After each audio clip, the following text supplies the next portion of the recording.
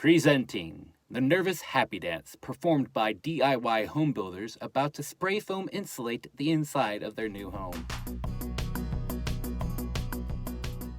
I'm Don, and you are watching Little Mountain Life. This is my family's channel where we are documenting the process of building our new home on top of a mountain in Northern Virginia. Thanks for checking us out, and feel free to also find us on Facebook at Little Mountain Life. This is not a how-to video. This is how we're doing it and probably failing at a bunch of it. Now we can insulate. Well, partially.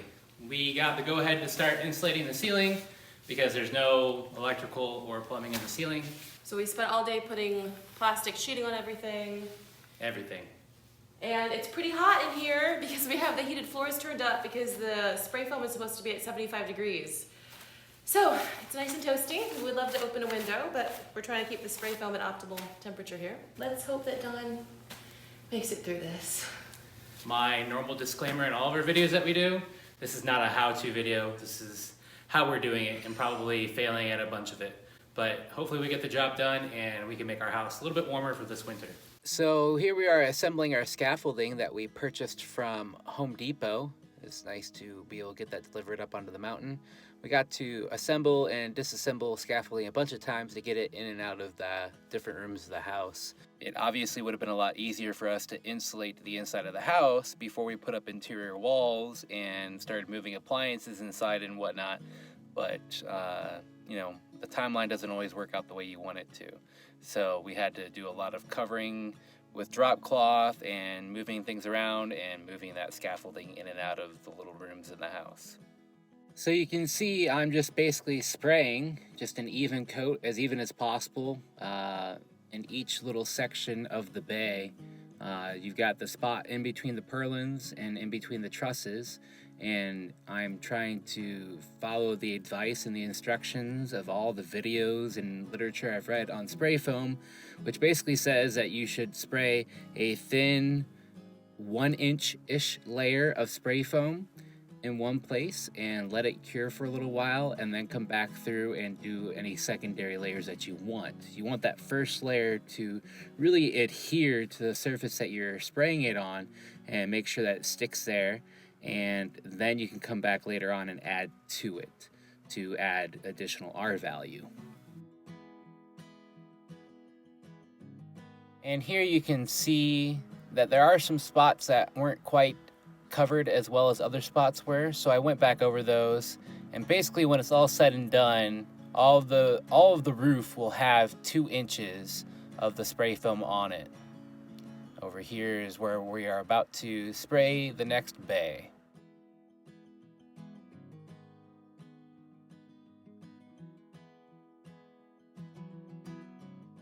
Natalie was amazing, just super helpful while I was up high on the scaffolding doing the spraying. She would hand me little things when I would need them and help push me from one section to the next to make sure that I could get full coverage and didn't have to get up and down the scaffolding, which of course would have been a big pain in the butt.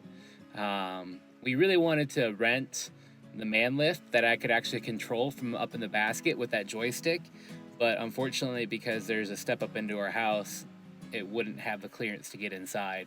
So buying this set of scaffolding, although not ideal, ended up working really well. And like I said, Natalie was just great helping move me around while I was still up on top, helping keep me safe, and helping to keep me from going up and down, over and over again as I moved from spot to spot.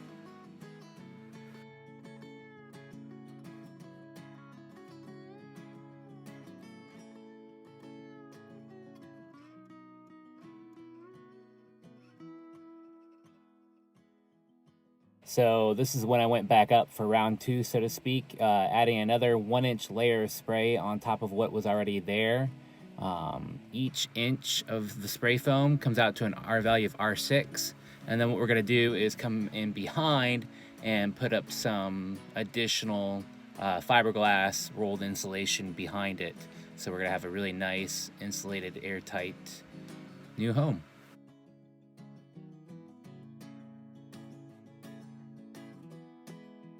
You You can see in the video footage, we did our best to cover up and make sure that we were being safe the whole time. We had full Tyvek suits that we had on, and we had gloves, and the suits came with little booties, and we had full face respirators, respirator masks. It's a 3M brand with the exchangeable cartridges, so we weren't breathing in any particulates or any chemicals.